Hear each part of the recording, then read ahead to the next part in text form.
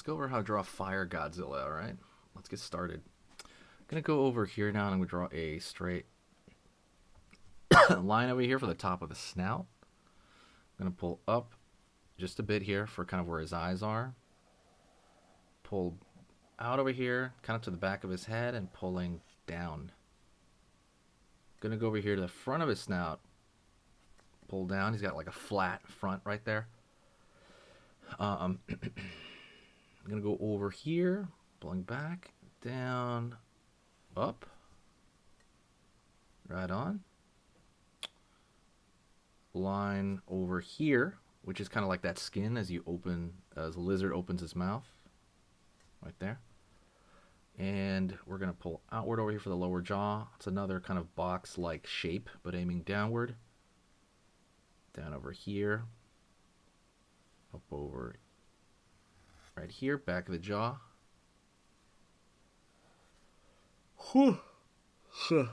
Line underneath. And down right there, his neck, it's really big, right?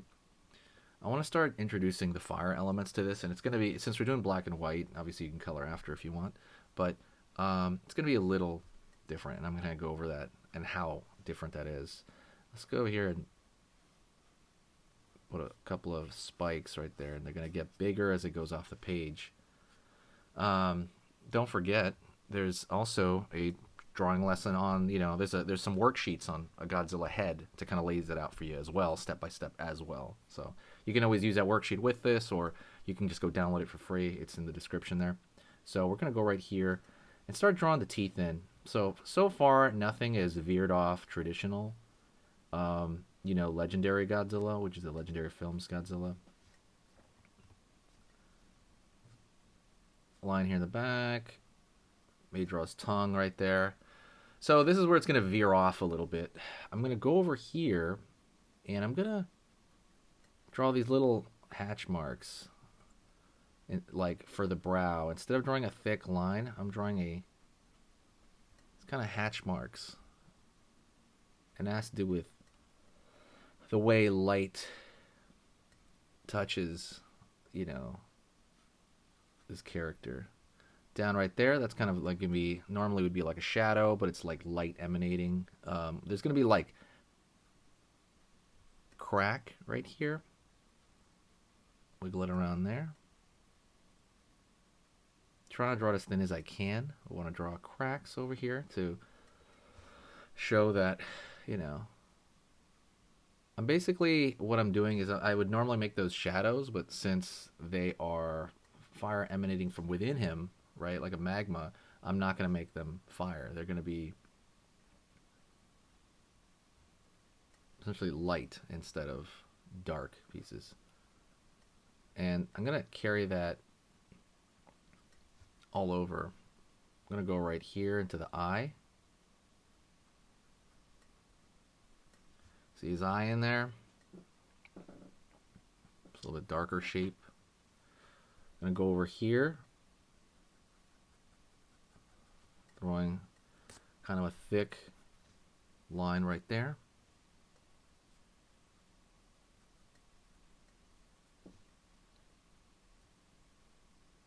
I'm going to make this line over here thicker. At the same time going down.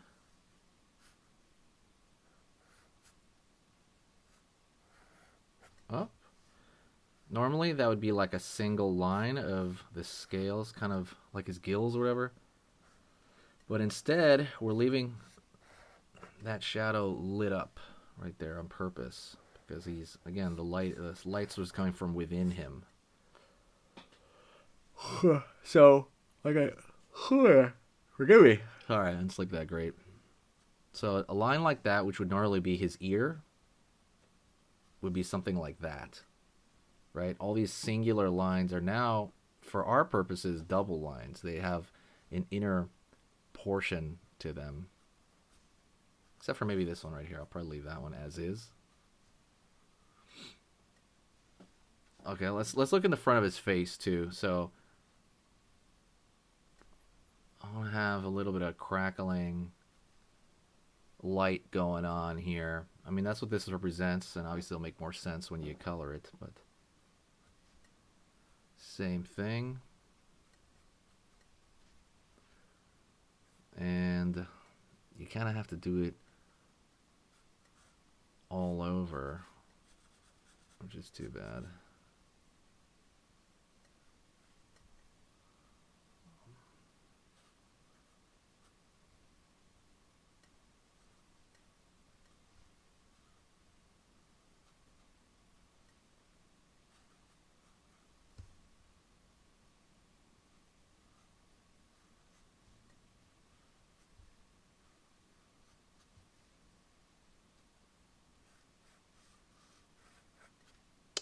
Let's go over here as well. So there's going to be some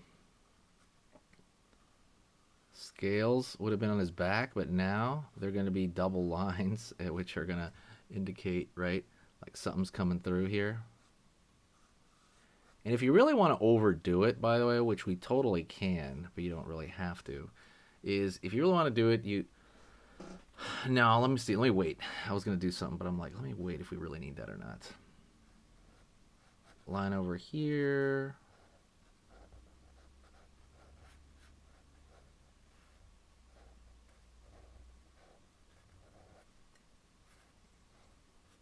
Line over here.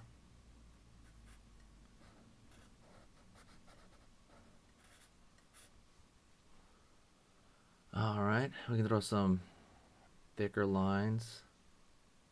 If you want, I could throw some kind of lines like this to show that there's some darkness emanating around the edges of stuff. Usually there is kind of like, almost like he's made of silver. So normally I'd put a big dark right there, but we're not going to do that. You can probably, what you can do is you can draw a thicker line next to some of these. It's going to make them look a little more glowy, like silvery, like in contrast.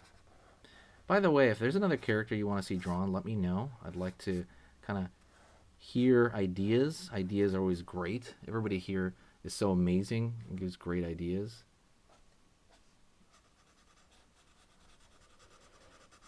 Right here.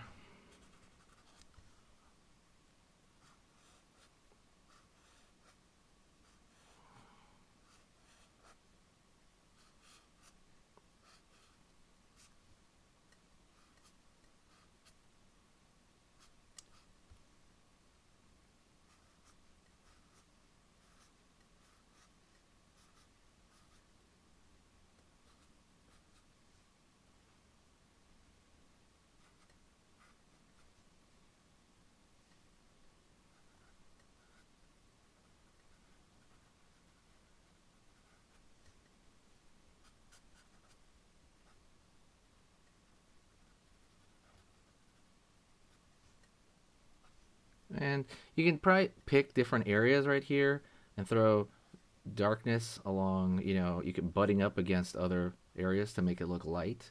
But in general, this can totally work as well. But you want to leave this kind of open right there so it looks like, you know, when you color it in, it'll have several different.